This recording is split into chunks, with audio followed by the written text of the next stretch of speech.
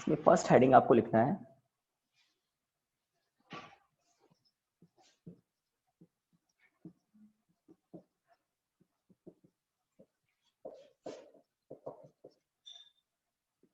Faraday's experiments. Faraday's experiments. 1 minute, attendance पहले ले लें आपकी।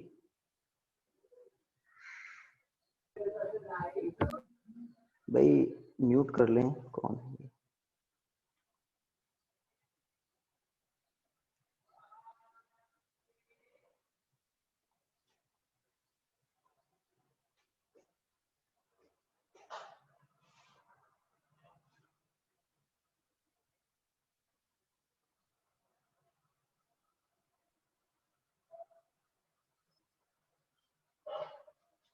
ओके गाइस, तो वीडियो ठीक है सभी के वहां? बता दें। हाँ सर। Yes sir. वीडियो ठीक है ना? तो फैराडेज एक्सपेरिमेंट, तो चैप्टर नंबर 6 जो है बहुत ही इंटरेस्टिंग चैप्टर लगने वाला है। बहुत बड़ा नहीं है, बहुत इंटरेस्टिंग चैप्टर है।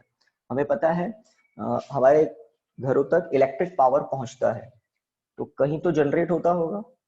तो जहां पर पावर स्टेशन है, जहां पावर जनरेट होता है, वहां पर ये फिनोमिना होता है, electromagnetic induction. Intense magnetic field के बीच में आर्मेचर कॉइल को घुमाया जाता है और ये फिनोमिना होता है। तो माइकल फैराडे, जोसेफ हेनरी, ऐसे कुछ साइंटिस्ट थे जिन्होंने काफी एक्सपेरिमेंट किए और इलेक्ट्रोमैग्नेटिक इंडक्शन के पूरे फिनोमिना को अंडरस्टैंड किया और हमें भी समझाया, कुछ लॉज दिए। मोहक आ रहे, बहुत लेट तक आ रहे हो। ओके, एक्सपेरिमेंट क्या बताते हैं? तो कुछ डायग्राम्स हम बनाएंगे, थोड़ा एक्सप्लेन करेंगे, और उन डायग्राम्स और पूरा एक्सप्लेनेशन का जो कंक्लूजन होगा वो होगा Faraday's law in electromagnetic induction. तो एक्सपेरिमेंट को समझने के लिए मैं पहले कुछ डायग्राम आपको बता दूं। लाइक तो this is a multi turn coil. बहुत ज्यादा टर्न्स दिख रहे हैं, इसका मतलब कॉइल।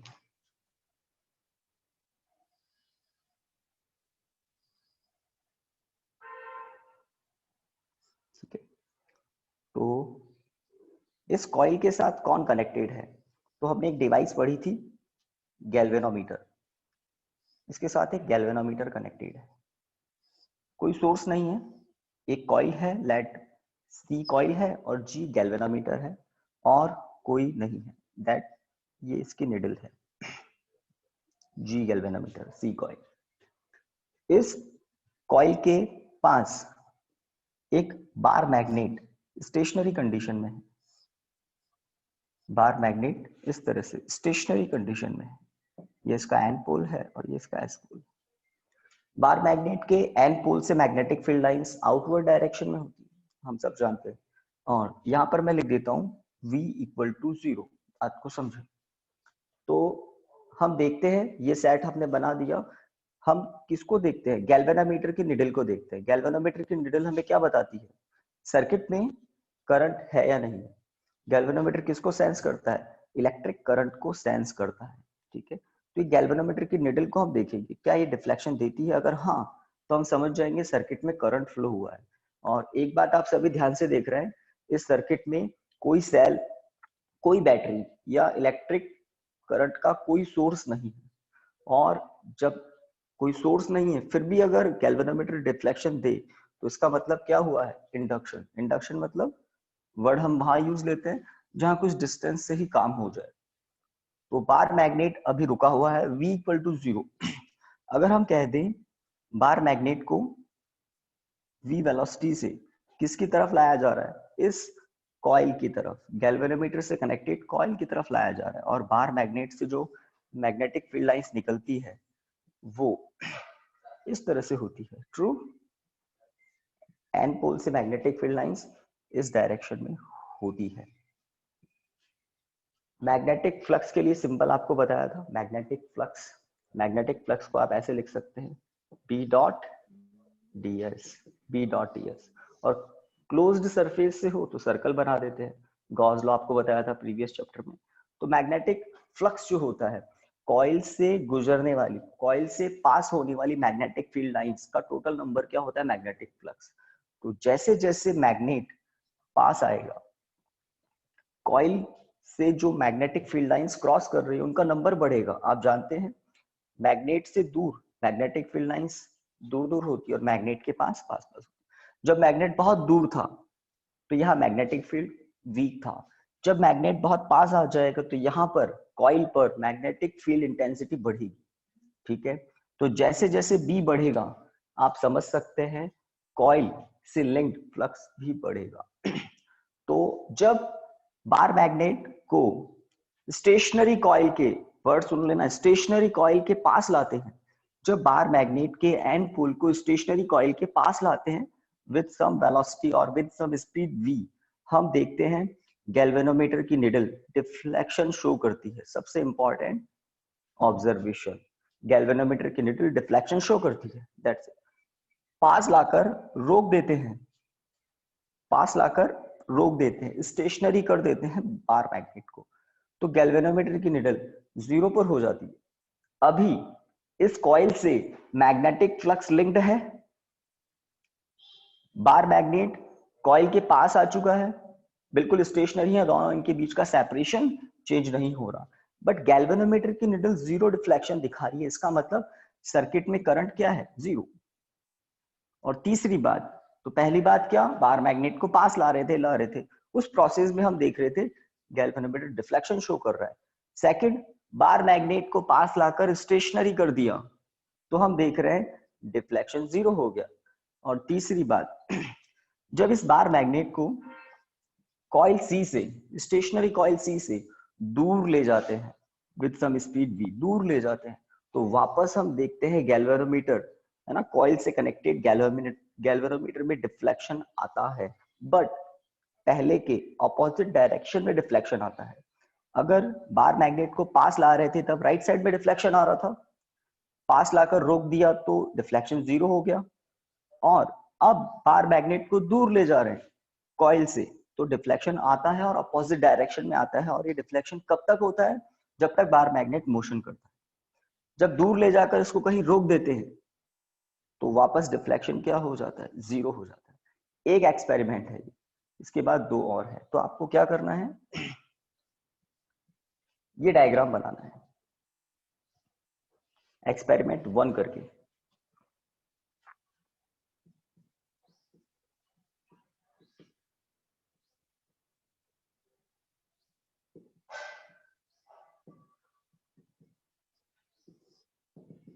जल्दी बना ले, ये एरो बता रहा है motion of bar magnet.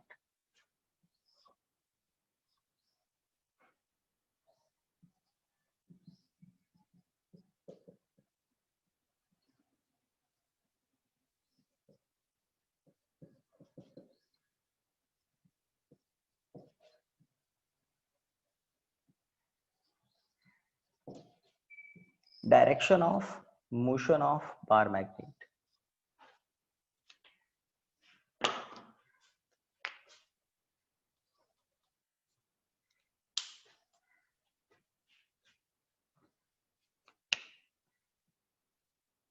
Galvanometer की निडल राइट साइड में डिफ्लेक्टेड है, बार मैग्नेट कॉइल की तरफ आ रहा है।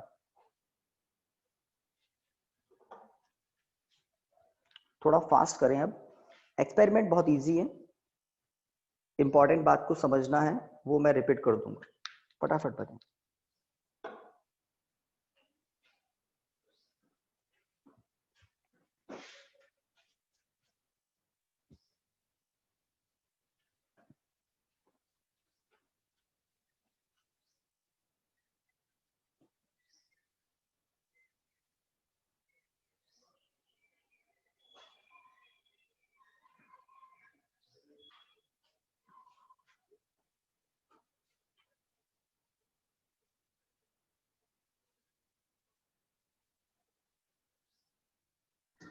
सर हो गया ये पे, है ना?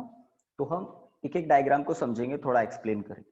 चलिए, जब तीनों एक्सपेरिमेंट हो जाएंगे तब आएगा Faraday's law in electromagnetic induction. Okay, लिखिए, फिर इसके नीचे सभी लिखना स्टार्ट कीजिए फटाफट लिखिए। Consider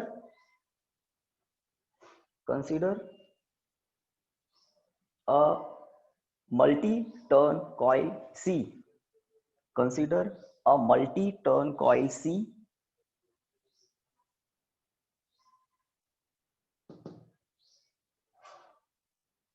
connected with a galvanometer G. Consider a multi turn coil C connected with a galvanometer G. Connected with a galvanometer G as shown in figure. Full stop. As shown in figure. Full stop.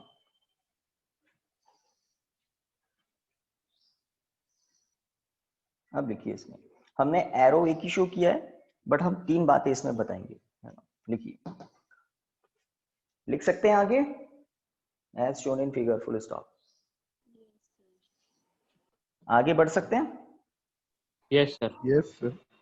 Okay, तो लिखिए, when a bar magnet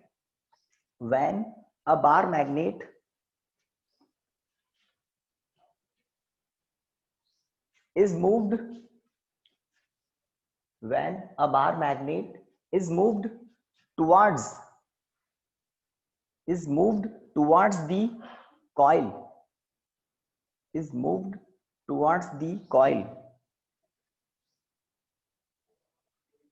towards the coil as shown in figure,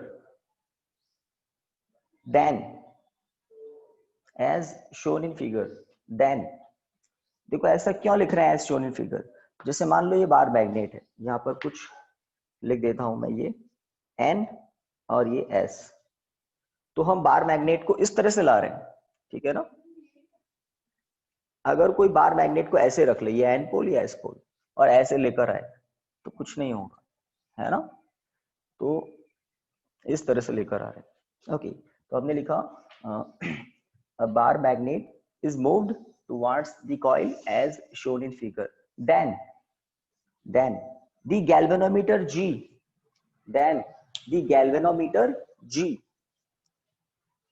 shows deflection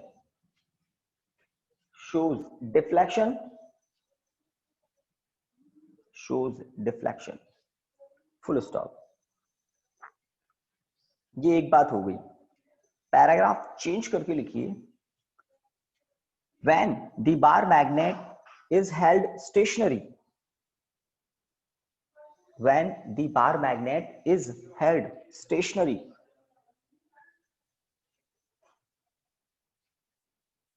then the galvanometer shows zero deflection,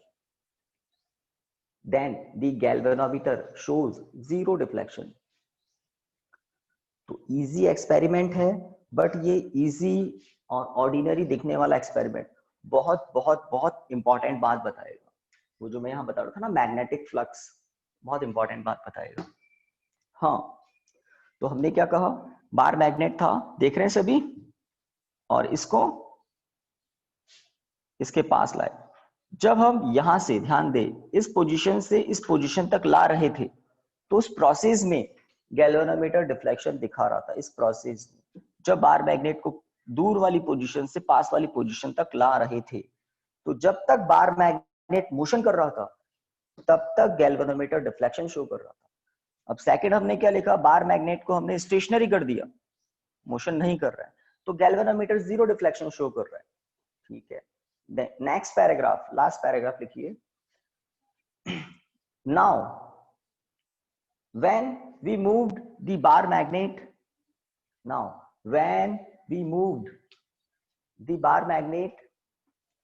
away from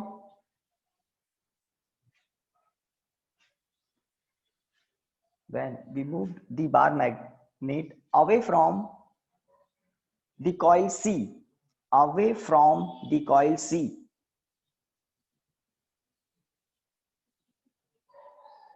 then the galvanometer shows deflection, then the galvanometer shows deflection but in opposite direction, full stop.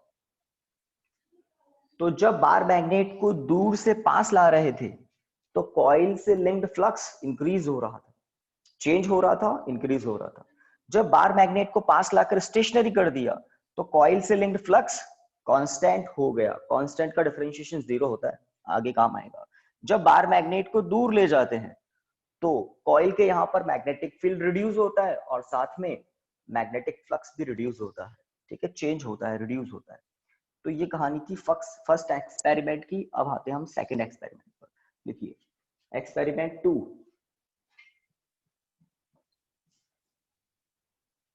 Experiment 2 आपको अब fast काम करना है.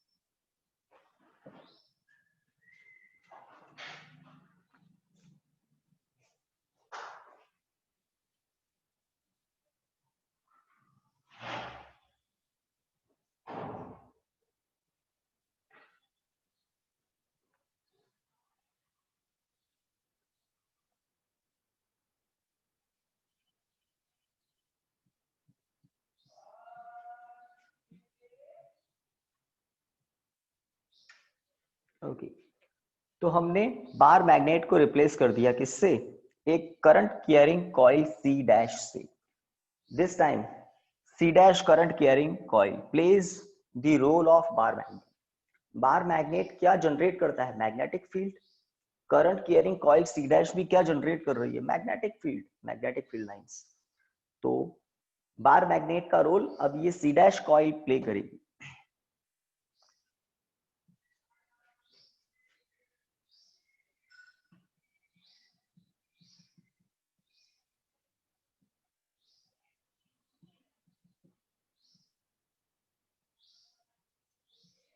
इस arrow को dark कर लेना. Direction of motion.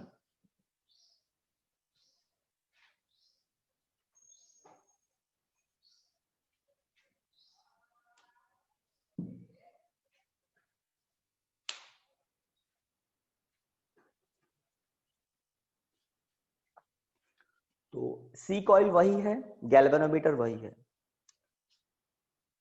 C dash coil battery और सर्किट क्लोज सर्किट है सी डैश वाला. तो करंट फ्लो हो रहा है, आई करंट है ना, फ्लो कर रहा है सी डैश में. Guys done. टाइम लग सकता है, यस सर. फटाफट कीजिए क्योंकि हमें तीनों एक्सपेरिमेंट कंप्लीट करना है, उनको अंडरस्टैंड करना है और उनको अंडरस्टैंड कर लेंगे तो फैराडेज लॉ डाइजेस्ट हो जाएंगे. तो फैराडे ने फाइनली दो लॉ दिए थे. ठीक है, तो डायग्राम में भी हो गया होगा. ओके, इसमें हम क्या कह रहे हैं? सेम एक मल्टी टर्न कॉइल है C with galvanometer G. Another coil C dash, multi turn coil C dash with a battery. As current flowing through the coil C dash, magnetic field produces the coil C dash. When the multi-turn coil C dash is moved towards the stationary coil C, then the galvanometer G shows deflection. तो जब हम इस multi turn coil C dash को, जिसमें current flow हो रहा है, important बात, जो मैग्नेटिक फील्ड भी जनरेट कर रही है सी डैश कॉइल, उस current carrying coil C dash को जैसे ही हम सी कॉइल के पास लाते हैं तो सी कॉइल से कनेक्टेड गैल्वेनोमीटर डिफ्लेक्शन शो करता है. जब सी डैश को सी के पास लाकर रोक देते हैं, अगेन गैल्वेनोमीटर का डिफ्लेक्शन 0 हो जाता है. जब इस सी डैश कॉइल को सी कॉइल से दूर ले जाते हैं तो गैल्वेनोमीटर पहले के ऑपोजिट डायरेक्शन में डिफ्लेक्शन शो करता है। तो जैसे ऑब्जर्वेशन बार मैग्नेट से मिल रहे थे, एग्जैक्टली वैसे ही ऑब्जर्वेशन इस current carrying C dash coil को यूज लेकर भी मिलते हैं। तो मेन मैग्नेट नहीं है या ये करंट कैरिंग कॉइल नहीं है, मेन है ये जो मैग्नेटिक फील्ड लाइंस है, यहाँ पर सी कॉइल के यहाँ पर जो फ्लक्स में चेंज होता है वो है। चलिए स्टार्ट करते हैं। लिखिए एज शोन इन फिगर, है ना, इस सिस्टम के बारे में बार बार हम नहीं लिखेंगे। देखिए as shown in figure, when a current carrying coil C dash, as shown in figure, when a current carrying coil C dash is moved, when a current carrying coil C dash is moved towards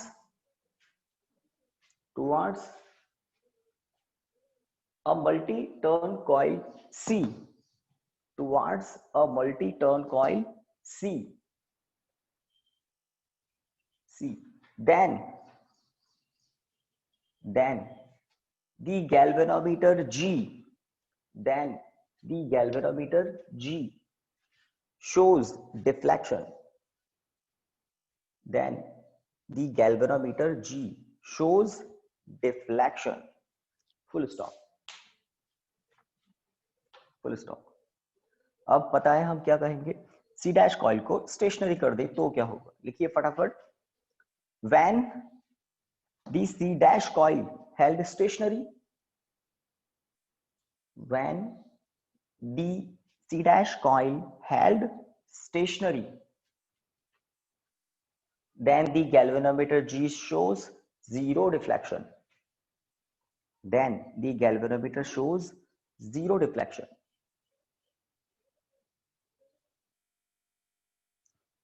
Full stop. Finally वही बात, अब इस C dash coil को, current carrying C dash coil को, है ना, पीछे ले जाते हैं। देखिए when the current carrying C dash, when the current carrying coil C dash is moved away from, when the current carrying coil C dash is moved away from the coil C, then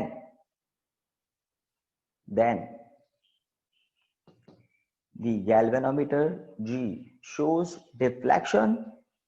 Then the galvanometer G, capital G, shows deflection but in opposite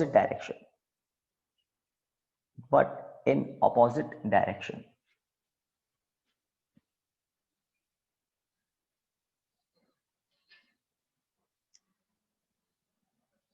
Done guys? Yes, sir. तो experiment number 3, तो Faraday और उसका एक helper था Henry, Joseph Henry, दोनों ने मिलकर काफी एक्सपेरिमेंट किए, है ना। मेन डील फैराडे कर रहा था, लॉ भी इसी के नेम पर है, फैराडेज लॉ। तो उन्होंने हर एंगल से एक्सपेरिमेंट को परफॉर्म किया। भाई पहले बार मैग्नेट यूज लिया, फिर उन्होंने सोचा कि बार मैग्नेट में कोई अलग स्पेशल कैरेक्टरिस्टिक्स तो नहीं है, तो उन्होंने उसको हटाकर करंट कैरिंग कॉइल ले ली, और सेम एक्सपेरिमेंट और सेम रिजल्ट उनको वापस गेन हुए। तो उनको एक बात तो क्लियर हो गई कि बार मैग्नेट में कोई नई स्पेशल कैरेक्टरिस्टिक्स नहीं है। बार मैग्नेट में क्या होता है, मैग्नेटिक फील्ड, और करंट कैरिंग कॉइल में भी क्या होता है, मैग्नेटिक फील्ड। तो मैग्नेटिक फील्ड का रोल है, और मैग्नेटिक फील्ड से ही मैग्नेटिक फ्लक्स कनेक्टेड होता है। Okay, experiment 3, same coil C, यहां पर मैग्नेटिक फील्ड लाइंस नहीं है बस, जिसके साथ जुड़ा है only galvanometer. This time the galvanometer needle is at 0, और इस कॉइल के पास में एक और कॉइल ऐसी ही,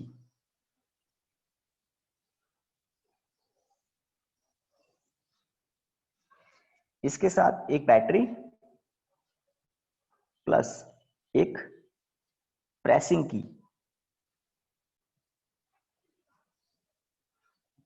के सी डैश कॉइल। ये जो प्रेसिंग की, इसको टैपिंग की भी बोलते हैं, टैप करते हैं, प्रेस करते हैं। तो जब इसको प्रेस करते हैं तो सर्किट क्लोज हो जाता है, करंट फ्लो होने लग जाता है। और अभी सर्किट ओपन सर्किट है, गाइस दिख रहा है ये गैप एयर में है ये, है ना? तो सर्किट में करंट फ्लो नहीं हो रहा है। ओके, हो जाए तो बता देना। तो थर्ड एक्सपेरिमेंट में फैराडे और जोसेफ हेनरी जो थे, उन्होंने रिलेटिव मोशन को ही डिलीट कर दिया। यहां पर इस एक्सपेरिमेंट में कोई मोशन नहीं होगा, कोई मोशन नहीं होगा, बट फिर भी गैल्वेनोमीटर की निडल डिफ्लेक्शन शो करेगी। अब वो कैसे करेगी? तो जैसे ही हम प्रेसिंग की को प्रेस कर देते हैं, टैपिंग की का ना प्रेस कर देते हैं, सी डैश कॉइल में करंट फ्लो होने लग जाता है। जैसे ही करंट फ्लो होता है, मैग्नेटिक फील्ड लाइंस जनरेट होती है, और magnetic field lines C dash coil से निकलती है और कहां तक पहुंचती है? सी कॉइल में भी लिंक हो जाती है। तो अभी सी कॉइल से लिंक्ड मैग्नेटिक फ्लक्स क्या है? जीरो। रीजन, यहाँ पर कोई मैग्नेटिक फील्ड नहीं है, तो मैग्नेटिक फ्लक्स भी नहीं। जैसे ही प्रेसिंग की को प्रेस कर देते हैं, करंट फ्लो होता है और magnetic field lines C dash coil से निकलती है और सी में पहुंचती है। तो जैसे ही मैग्नेटिक फील्ड लाइंस सी में पहुंचती है, मैग्नेटिक फ्लक्स जीरो से नॉन जीरो हो जाता है, नॉट इक्वल टू जीरो, एकदम सडनली इंक्रीज होता है। तो जैसे ही फ्लक्स इंक्रीज होता है सी कॉइल का, गैल्वेनोमीटर की निडल डिफ्लेक्शन शो करती है। अब एक और इंपॉर्टेंट बात, प्रेसिंग की को जैसे ही प्रेस किया, यहां डिफ्लेक्शन दिखेगा। अब आप प्रेसिंग की को प्रेस करके ही रखे हुए हैं, कंटिन्यूअसली प्रेस्ड है ये, तो आप देखेंगे गैल्वेनोमीटर की निडल कहां पर है? जीरो पर है। रीजन, फ्लक्स जीरो से मैक्सिमम हो चुका है और वो मैक्सिमम ही बना हुआ है, इसमें कुछ चेंज ही नहीं हो रहा है, क्योंकि प्रेसिंग की को आप प्रेस किए हुए हैं, कांस्टेंट करंट फ्लो हो रहा है, सेम मैग्नेटिक फील्ड लाइन सी कॉइल से जुड़ी हुई है, फ्लक्स में चेंज नहीं हो रहा है, तो गैल्वेनोमीटर की निडल जीरो पर है। बट थर्ड, जैसे ही प्रेसिंग की को आप रिलीज कर देते हैं, छोड़ देते हैं, तो सर्किट ओपन सर्किट हो जाता है, करंट सडनली जीरो होता है, मैग्नेटिक फील्ड लाइंस जीरो हो जाती है, फ्लक्स वापस मैक्सिमम से क्या हो जाता है? जीरो हो जाता है। तो ये गैल्वेनोमीटर की निडल एक सडन डिफ्लेक्शन देती है पहले के ऑपोजिट डायरेक्शन। जीरो थी, प्रेसिंग की को प्रेस किया, डिफ्लेक्शन आया और वापस जीरो हो गया। प्रेसिंग की को प्रेस किए हुए हैं, जीरो है डिफ्लेक्शन। अब प्रेसिंग की को रिलीज करते हैं तो डिफ्लेक्शन आता है अपोजिट डायरेक्शन में और वो भी जीरो हो जाता है। तो इस एक्सपेरिमेंट में सडन डिफ्लेक्शन आता है, प्रेसिंग की को प्रेस करते ही गैल्वेनोमीटर की निडल राइट साइड में सडन डिफ्लेक्शन देगी, जीरो पर हो जाएगी। अब प्रेसिंग की को रिलीज करेंगे तो गैल्वेनोमीटर की निडल सडन डिफ्लेक्शन देगी और जीरो पर आ जाएगी। तो यहां पर फैराडे ने किसको डिलीट कर दिया? सी कॉइल सी डैश कॉइल के बीच में कोई मोशन नहीं हो रहा, क्योंकि फैराडे ने हर एंगल से एक्सपेरिमेंट किया कि कोई मोशन से कोई नया फिनोमिना तो जनरेट नहीं हो रहा, तो मोशन नहीं हो रहा, इसका मतलब एक ही फिनोमिना है कि सी कॉइल से लिंक्ड मैग्नेटिक फ्लक्स अगर चेंज होता है तो सर्किट में करंट फ्लो होता है, उसको बोलते हैं इंड्यूस्ड करंट, और वो तब तक ही फ्लो होता है जब तक फ्लक्स चेंज होता है। अगर फ्लक्स कांस्टेंट हो जाता है तो कांस्टेंट का differentiation zero, induced current, induced EMF सब जीरो। ओके, एक्सपेरिमेंट नंबर थर्ड का डायग्राम बना लिया? Yes sir. इसमें आपको कोई मैग्नेटिक फील्ड लाइंस नहीं दिखा रही है, प्रेसिंग की अभी प्रेस्ड नहीं है, सब कुछ लैंग्वेज में बताया जाएगा, लिखा जाएगा। लिखिए, as shown in figure,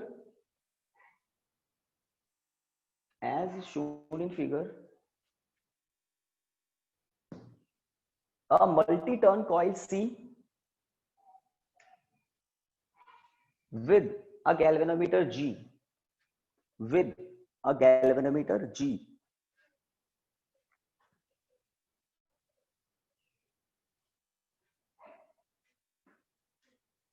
is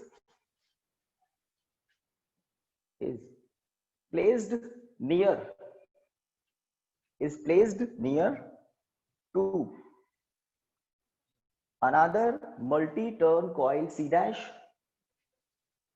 is placed near to another multi-turn coil C dash with a battery and pressing key K. With a battery and pressing key K. Tapping की भी बोलते हैं इसको, प्रेसिंग की भी बोलते हैं। अगर आप प्रेशर नहीं लगाएं ऊपर से तो ऑटोमेटिकली ये है ना डिस्कनेक्ट हो जाती है। फोर्स लगाना पड़ता है अगर आपको कनेक्ट रखना है, तो फोर्स हटा देंगे डिस्कनेक्ट हो जाती है ऑटोमेटिकली। ओके, तो हमने लिख दिया another multi turn coil C dash with a battery and pressing key K as shown in figure, full stop.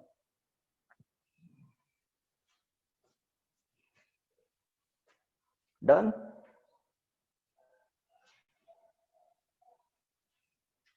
Yes, sir. कोई पीछे रह जाए तो बता देना। अब क्या करना है वो तो मैंने आपको बता दिया, चलिए लिख भी लेते हैं। लिखिए, when the pressing key K is pressed, when the pressing key K is pressed,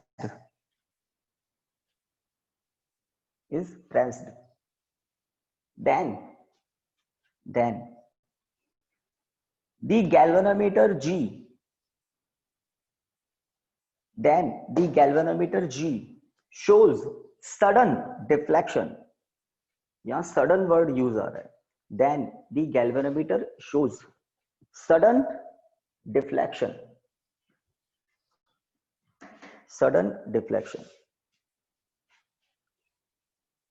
and comes at zero full stop।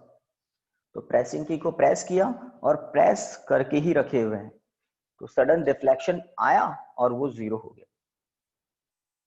तो सडन डिफ्लेक्शन आने का रीजन क्या है? सी कॉइल से लिंक्ड मैग्नेटिक फ्लक्स जीरो था, जैसे ही प्रेसिंग की को प्रेस किया सी डैश कॉइल के करंट ने मैग्नेटिक फील्ड जनरेट किया और वो मैग्नेटिक फील्ड सी से भी लिंक हो गया। तो सी का मैग्नेटिक फ्लक्स जीरो से मैक्सिमम हुआ, उस छोटे से मोमेंट में एक सडन डिफ्लेक्शन आता है और वापस जीरो हो जाता है। ओके, लाइन चेंज करके लिखिए, व्हेन द प्रेसिंग की released,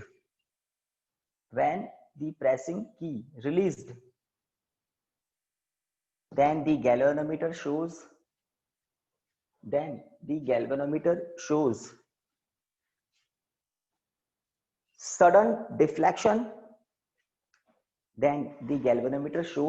sudden deflection, but in opposite direction, तो ये था last experiment, third experiment.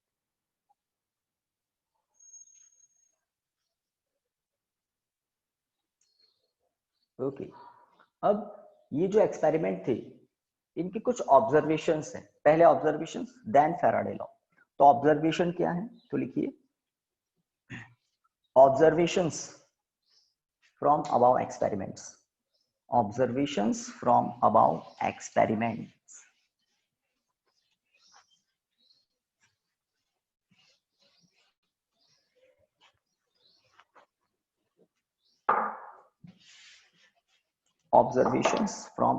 Experiments. First number पर लिखिए। तो फर्स्ट आपके पास तो डायग्राम बना हुआ है कि सी कॉइल के राइट साइड में एक बार मैग्नेट दिखाया था और वो पहले पास आ रहा था, है ना। तो कॉइल सी में जो गैल्वेनोमीटर कनेक्टेड है वो तभी डिफ्लेक्शन देता है या तब तक ही डिफ्लेक्शन देता है जब तक बार मैग्नेट मोशन करता है। ये ऑब्जर्वेशन देखा था फैराडे ने। तो लिखिए, the galvanometer shows deflection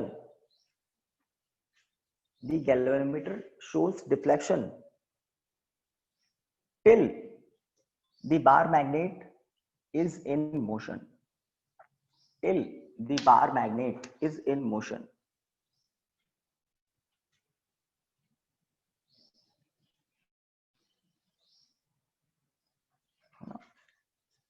guys done first.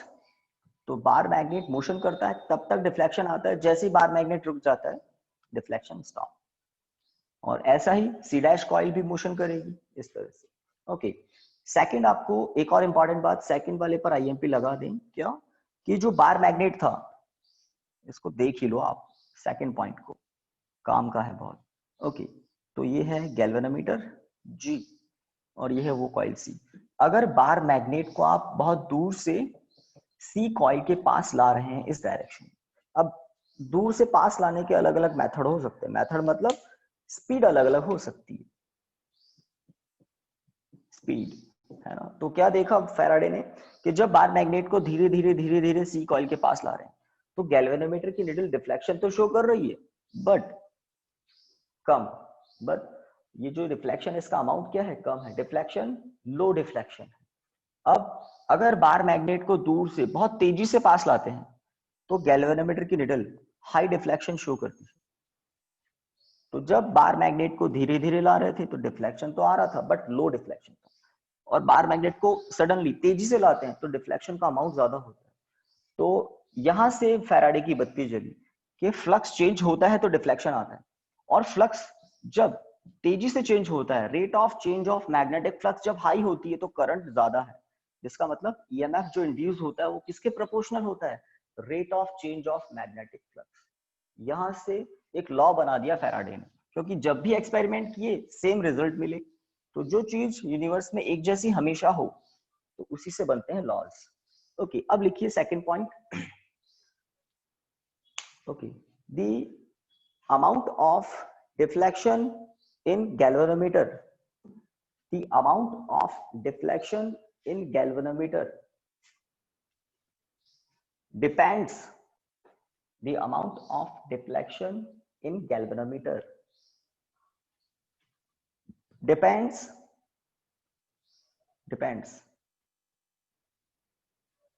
how fast the bar magnet, how fast the bar magnet or current carrying coil C dash, how fast the bar magnet or current carrying coil C dash is moved, तो galvanometer की coil का deflection कम या ज्यादा होना किस पर depend करता है, कि आपने बार मैग्नेट को या current carrying coil C dash को कितना फास्ट मोशन कराया, है ना। Yes guys, done, yes done. Okay, एक और बात ऑब्जर्वेशन में देखी फैराडे ने कि अगर बार मैग्नेट को, है ना, डायग्राम में तो हम इतने बना नहीं सकते बट थियोरेटिकली हम सब कुछ बता रहे हैं कि बार मैग्नेट को मोशन ही नहीं कराएं, किसको मोशन करवाएं, वो जो कॉइल है ना सी, जो गैल्वेनोमीटर से कनेक्टेड है, अगर बार मैग्नेट को स्टेशनरी कर दें और सी कॉइल को इसके पास ले जाएं, सेम ऑब्जर्वेशन मिले फैराडे को, क्योंकि कनेक्शन किससे है, फ्लक्स से। जब बार मैग्नेट के पास ले जाएंगे, है ना, सी कॉइल को बार मैग्नेट के पास ले जाएंगे तो सेम ऑब्जर्वेशन मिले।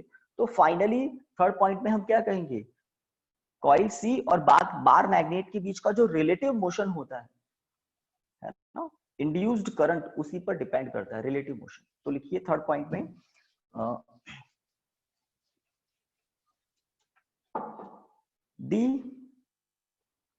the amount of deflection, the amount of deflection depends on, the amount of deflection depends on relative motion between, depends on relative motion between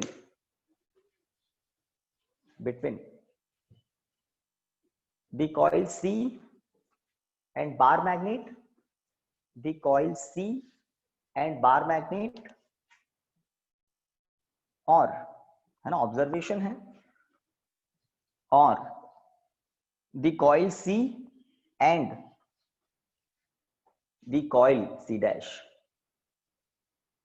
the coil C and the coil C dash Sir, please repeat. Third point में हमने क्या लिखा, the amount of deflection in galvanometer depends on relative motion between the coil C and bar magnet, or the coil C and the coil C dash, or the coil C and the coil C dash. First experiment के लिए ये है और second experiment के लिए ये दोनों pair है। तो रिलेटिव मोशन, अब इस बात को थोड़ा सा और समझ लें। अगर बार मैग्नेट v स्पीड से c की तरफ आ रहा है, c मतलब मल्टी टर्न कॉइल c जिससे गैल्वेनोमीटर कनेक्टेड है, और ये c कॉइल भी है ना v स्पीड, ये कॉइल c v स्पीड से दूर जा रही है, तो क्या गैल्वेनोमीटर की निडल डिफ्लेक्शन शो करेगी? ऐसे ऐसे क्वेश्चन बन जाते हैं। बार मैग्नेट C की तरफ आ रहा है और C बार मैग्नेट से दूर जा रहा है और दोनों की स्पीड सेम है, डायरेक्शन भी सेम है, तो आप देखेंगे रिलेटिव मोशन क्या हो गया?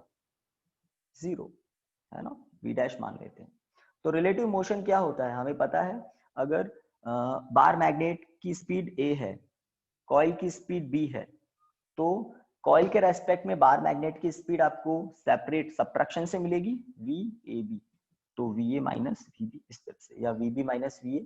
तो रिलेटिव मोशन इस तरह से होता है, अगर सेम डायरेक्शन में होता है सब्ट्रैक्ट होता है, अगर दोनों की स्पीड सेम है तो रिलेटिव मोशन खत्म और इंड्यूस्ड ईएमएफ जीरो हो जाता है, इंड्यूस्ड करंट भी जीरो हो जाता है, इस तरह से। Okay, same C dash coil और सी कॉइल का है, अगर सेम स्पीड से सेम डायरेक्शन में जा रहे हैं तो इंड्यूस्ड ईएमएफ जीरो होगा। हाँ, अपोजिट डायरेक्शन में आ रहे हैं दोनों, तो आपको पता है रिलेटिव मोशन ऐड होकर बहुत ज्यादा हो जाता है और ऑटोमेटिकली फ्लक्स रैपिडली इंक्रीज होगा, और फ्लक्स रैपिडली इंक्रीज होगा तो ईएमएफ का मैग्नीट्यूड ज्यादा होगा, तो करंट भी ज्यादा होगा, और पता किससे लगेगा? गैल्वेनोमीटर की निडल से। ये कुछ ऑब्जर्वेशंस थे जो फैराडे ने देखे थे। ओके, अब आ जाते हैं, एक्सपेरिमेंट हो गया, ऑब्जर्वेशंस हो गया, अब उसका सबका एसेंस मतलब लॉ लिखिए। Faraday's law in electromagnetic induction, Faraday's law in electromagnetic induction.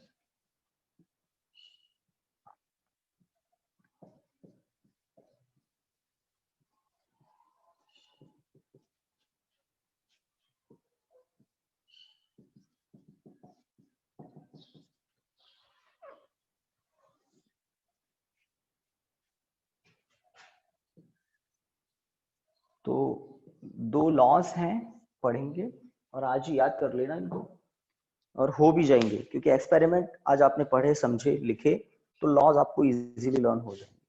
तो लिखिए first law.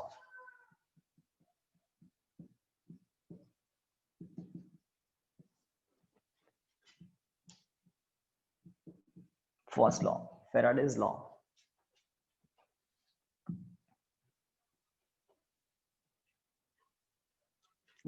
According to Faraday's first law,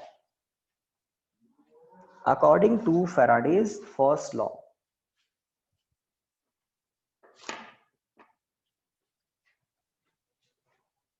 an EMF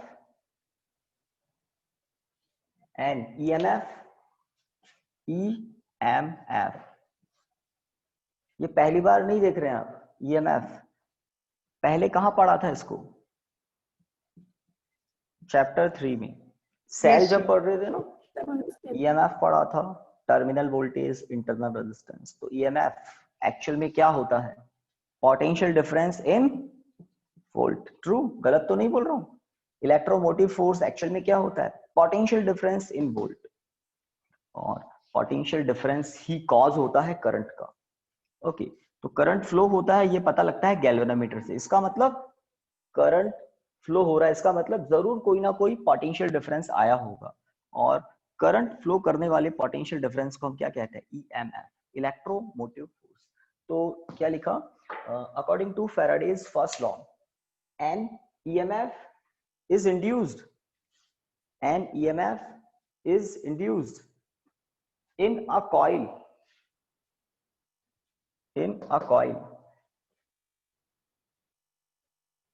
when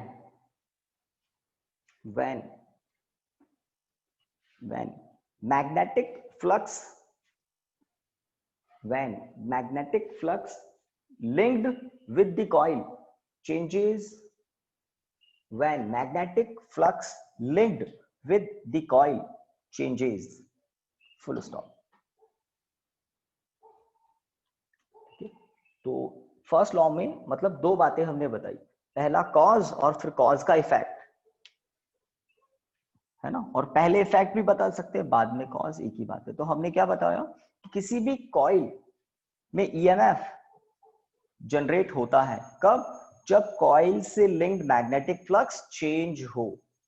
तो है ना एसेंस, जितने भी एक्सपेरिमेंट देखे उन सब में यही हो रहा था कि किसी कॉइल में करंट फ्लो हो रहा है, इंड्यूस्ड करंट, इसका मतलब ईएमएफ जनरेट हो रहा है कब, जब कॉइल से लिंक्ड मैग्नेटिक फ्लक्स में टाइम के साथ चेंज हो। जब फ्लक्स चेंज नहीं होता है, कांस्टेंट हो जाता है, तो गैल्वेनोमीटर की निडल जीरो डिफ्लेक्शन दिखाती है, इसका मतलब ईएमएफ भी क्या हो जाता है, जीरो, इंड्यूस्ड करंट भी क्या हो जाता है, जीरो। ओके, तो फर्स्ट लॉ क्या बताता है हमें, कॉज, किसका कॉज, ईएमएफ के प्रोडक्शन का कॉज बताता है। लिखिए नोट, देखिए Faraday's first law tells us about, Faraday's first law tells us about the cause of production of induced EMF. Faraday's first law tells us about the cause of production of induced EMF. Full stop. Full stop.